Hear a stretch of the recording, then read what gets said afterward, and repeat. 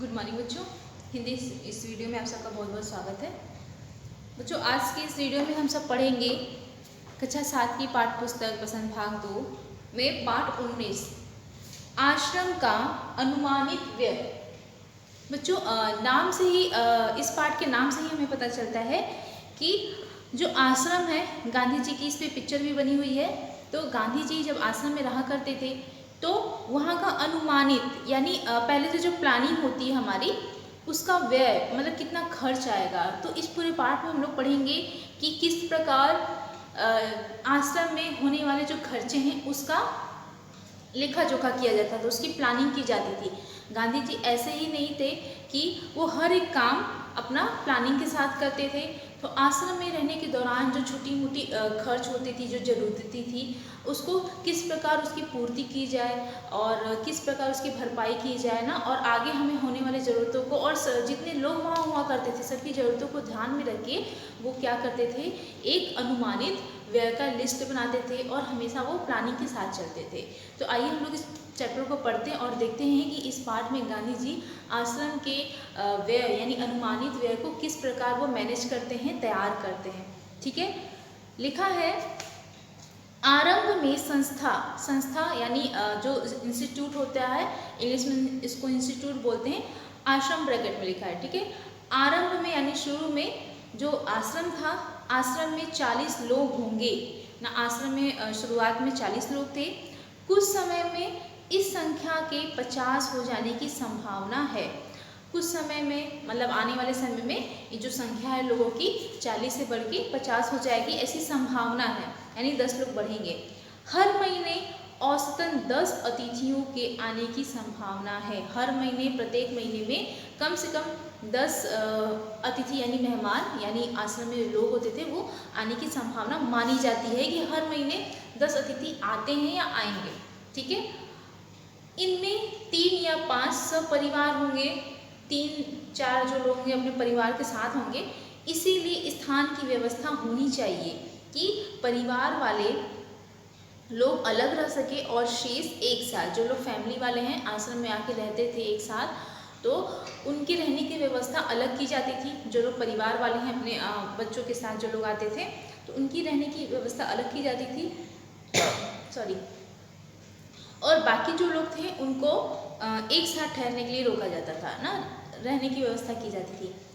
इसको ध्यान में रखते हुए 3 रसोई घर हो और मकान कुल 40,000 वर्ग फुट क्षेत्रफल में बने तो सब लोगों के लायक जगह हो जाएगी। गांधी जी पूरे प्लान के साथ बता रहे हैं, लिखते हैं कि इनको ध्यान में रखते हुए, लोगों की संख्या को ध्यान में रखते हुए 3 रसोई घर यानी 3 किचन होना चाहिए। मकान कुल 50,000 वर्ग फुट का क्षेत्रफल में होना चाहिए। जो मकान पूरा घर है, पूरे मकान की बात कर रहे हैं, तो उसका जो क्षेत्रफल होना चाहिए वो 50,000 वर्ग फुट।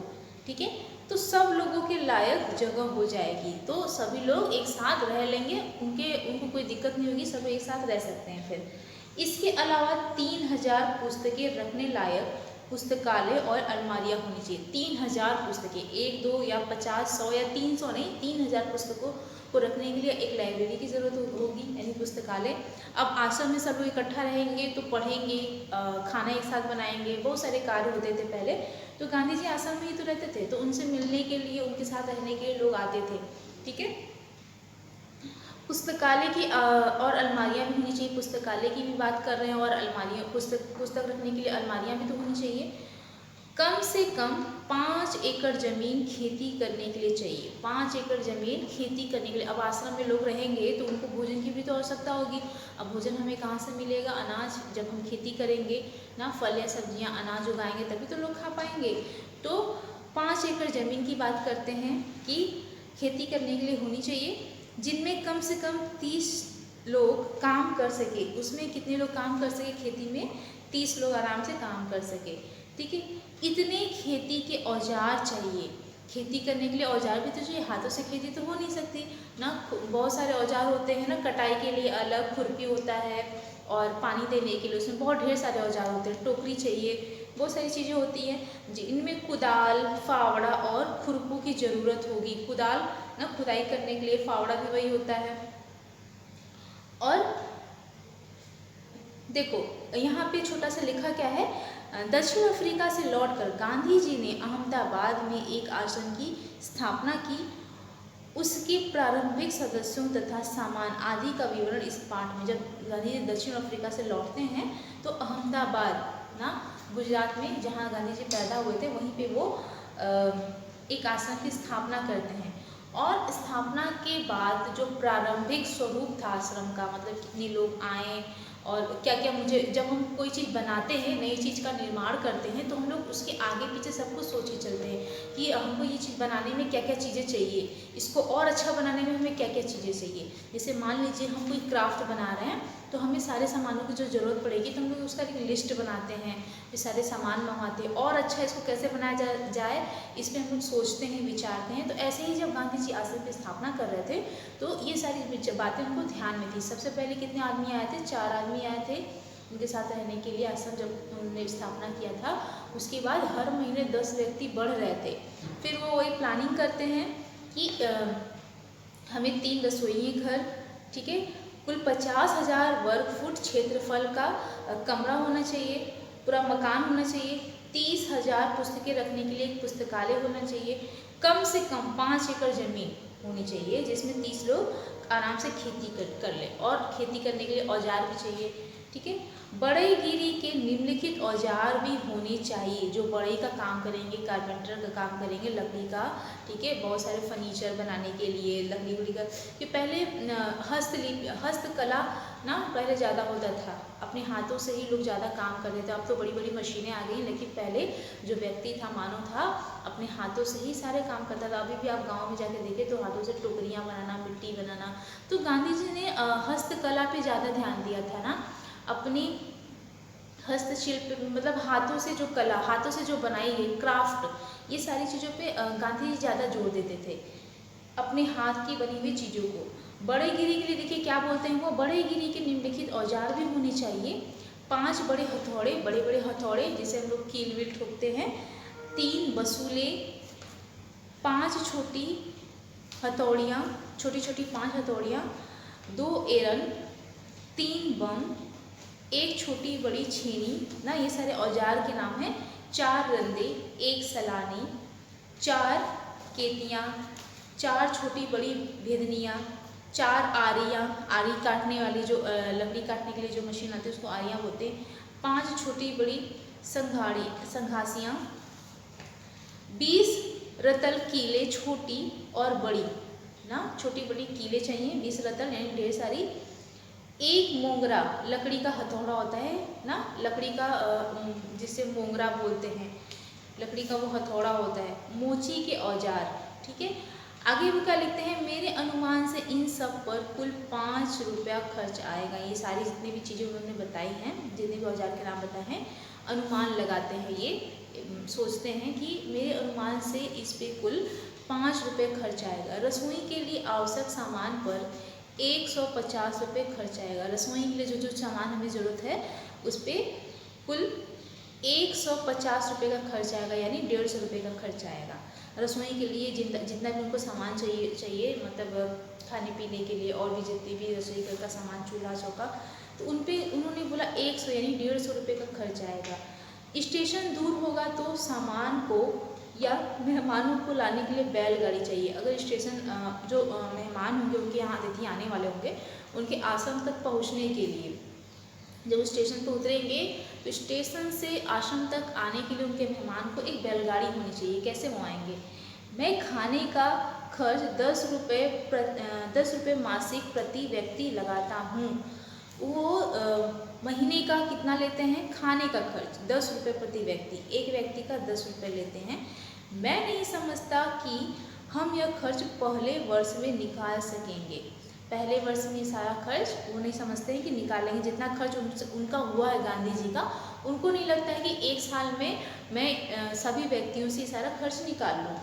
उनको जब हम लोग कहीं इन्वेस्ट करते हैं पैसा, तो हम लोग सोचते हैं कि कब हमें वो पैसा हमारा लगाया हुआ पूंजी जिसको बोलते हैं वो वापस आ जाए। वही गांधी जी सोचते हैं कि मैं नहीं समझता कि हम यह खर्च पहले वर्ष में निकाल सकेंगे। जितना खर्च उन्होंने रसोई घर लगाया और औजार के लिए जितने खर्च उन्होंने बताए, वर्ष में औसतन 50 लोगों का खर्च 6,000 रुपये आएगा। खर्च बता रहे हैं उन लोगों का 6,000 रुपये आएगा वर्ष का। मुझे मालूम हुआ है कि प्रमुख लोगों की इच्छा यह है कि अहमदाबाद में यह प्रयोग 1 वर्ष तक किया जाए। यदि ऐसा हो तो अहमदाबाद को ऊपर बताया गया सब खर्च उठाना चाहिए। उनको पता चलता है कि कुछ लोगों की इच्छा है कि अहमदाबाद में यह प्रयोग 1 वर्ष तक किया जाए ना। यदि ऐसा हो तो अहमदाबाद को ऊपर बताया गया सब खर्च उठाना चाहिए। जितना भी ऊपर उन्होंने खर्च बताया है, छेनी हथौड़ी का और ये सारी चीज़ों का, खेती बाड़ी का, जितना भी खर्च पैसे लगेंगे तो उसका वो खर्च उठाने के लिए बोल रहे हैं। जो लोग बोलते हैं कि 1 साल तक ये प्रयोग किया जाए, ठीक है।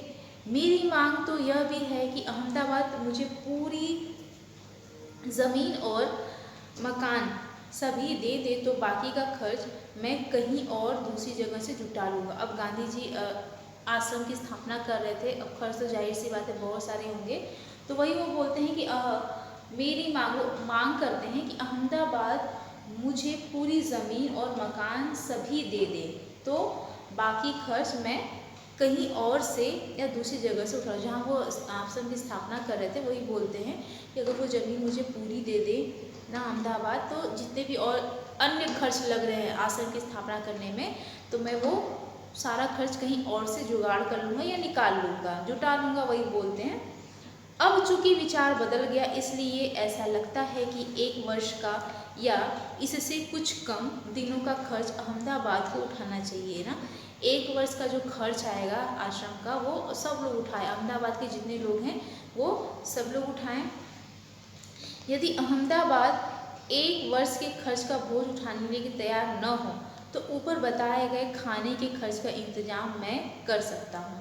जितना भी उन्होंने खाने का इंतजाम बताया, वो बोलते हैं कि अगर अहमदाबाद यानी पूरे अहमदाबाद को बोलते हैं कि अगर वो तैयार नहीं होते हैं तो मैं खाने का खर्च उठा सकता हूँ। चूँकि मैंने खर्च का यह अनुमान जल्दी में तैयार किया है, जितने भी उन्होंने आश्रम की स्थापना में जो खर्च का तैयार किया था ब्यौरा, वो बहुत जल्दी में उन्होंने तैयार किया है, ठीक है। इसीलिए यह संभव है कि कुछ मदें मुझसे छूट गई हों, मतलब और भी इम्पोर्टेंट चीज़ वो लिखना भूल गए, मेंशन करना भूल गए हैं कि और भी क्या क्या खर्च लगेगा, इसलिए उन्होंने जल्दी में लिखा है, तो जाहिर सी बात है कुछ ना कुछ चीज़ें उनसे छूटी होंगी। इसके अतिरिक्त खाने के खर्च के सिवा मुझे स्थानीय स्थितियों की जानकारी नहीं है। खाने खर्च के अलावा और भी जो ज़रूरतें होंगी वहाँ के लोगों को रहने के लिए, उसके बारे में बोलते हैं कि मुझे जानकारी नहीं है। वैसे जाहिर सी बात है, जब लोग रहेंगे तो सिर्फ खाएंगे ही तो नहीं, और भी सारी उनकी ज़रूरतें होंगी, उसको भी तो देखना होगा। तो गांधी जी वही बोलते हैं कि इसके अतिरिक्त खाने के खर्च के सिवा मुझे स्थानीय स्थितियों के बारे में जानकारी नहीं है, मतलब वहाँ की स्थिति के बारे में जानकारी नहीं है, यानी आश्रम की स्थिति के बारे में। इसीलिए मेरे अनुमान में भूलें भी हो सकती हैं। जो उन्होंने अनुमान लगाया है, एक जैसे हम लोग अनुमान लगाते हैं ना कि हम लोग वहाँ जाएंगे लगभग कितना खर्च होगा, 150 ना, एक अनुमान लगाते हैं, अंदाजा जिसको बोलते हैं, अंदाजा उन्होंने जो लगाया है, बोल रहे हैं कि उसमें भूल भी हो सकती है। अब देखो लिखा है, अहमदाबाद में स्थापित आश्रम का संविधान स्वयं गांधी जी ने तैयार किया था।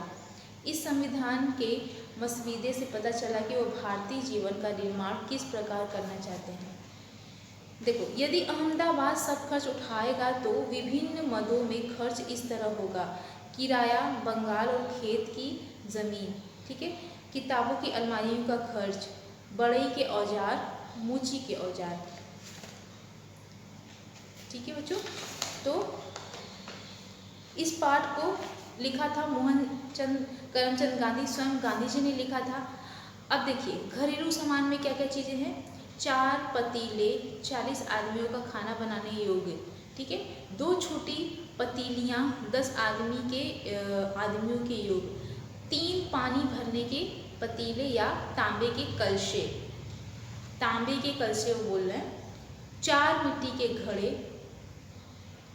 4 तिपाइयाँ, 1 कढ़ाई, 10 रतल खाना पकाने योग्य, 2 तसला होता है खाना बनाने के लिए, 3 कलछियाँ, 2 आटा गूंदने की परातें जिसमें आटा गूंदते हैं, बड़े बड़े थालियाँ जैसे होती हैं, उसमें पराते बोलते हैं।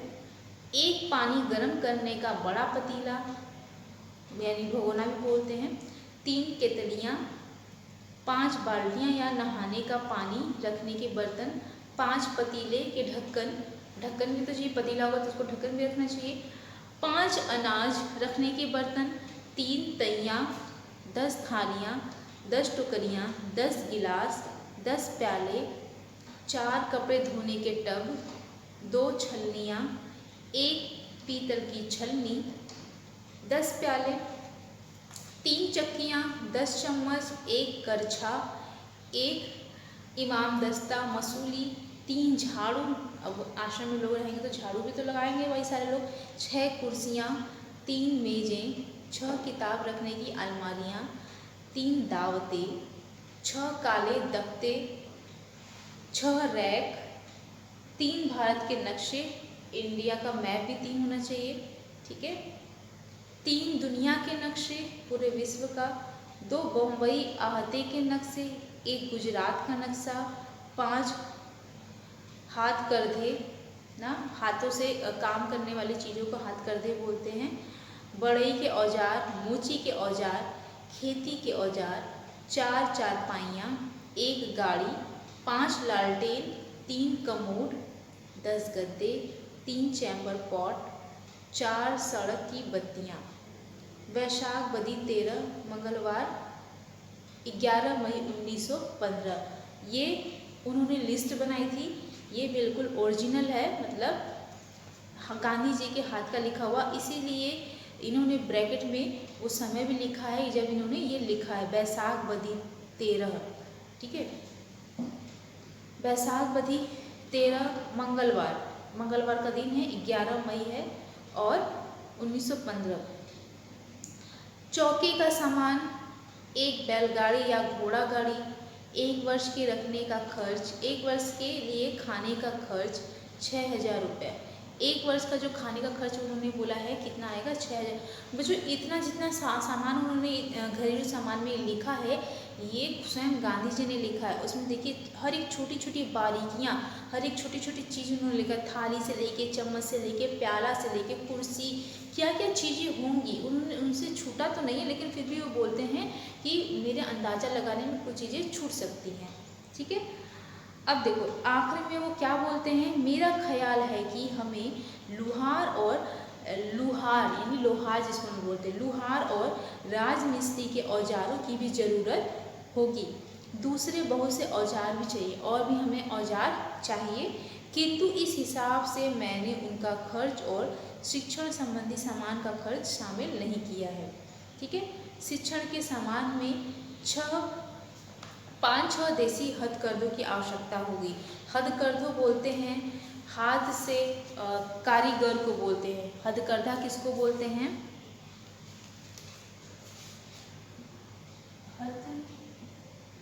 हथकरघा, हथकरघा बोलते हैं हाथ से करने वाले काम को।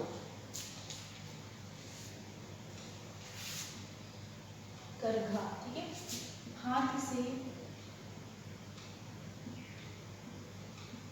करने वाले काम, हाथ से जो लोग काम करते हैं उन्हें हम लोग क्या कहते हैं, हथकरघा। तो वो बोलते हैं 5-6 देसी हथकरघों की आवश्यकता होगी। देसी यानी हमारे भारत के ही होंगे, वो हमारे भारत के ही हमारे लोकल जो कारीगर होंगे जो अपने हाथों से काम करते हैं। हथकरघा में हमारे कौन कौन सा आ जाएंगे, बढ़ई आ जाएंगे जो हाथों से